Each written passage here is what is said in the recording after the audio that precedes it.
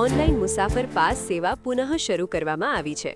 Gujarat ST નિગમ દ્વારા દૈનિક મુસાફર પાસ યોજનામાં મુસાફરો માટે ઓનલાઈન પાસ સિસ્ટમ ટેકનિકલ કારણોથી બંધ હતી, તે નિગમ દ્વારા ઇન-હાઉસ સોફ્ટવેર ડેવલપ કરી પુનઃ શરૂ કરવામાં આવી છે. હવેથી મુસાફર પાસનું પેમેન્ટ QR કોડથી ઓનલાઈન માધ્યમથી કરી શકાશે.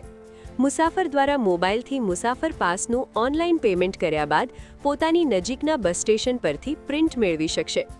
લોકલ તથા એક્સપ્રેસ બસમાં કાયમી અપડાઉન કરતા અંદાજિત 2 લાખથી વધુ મુસાફરોને હવે પાસ માટે બસ સ્ટેશનમાં લાઇનમાં ઊભું રહેવું નહીં પડે.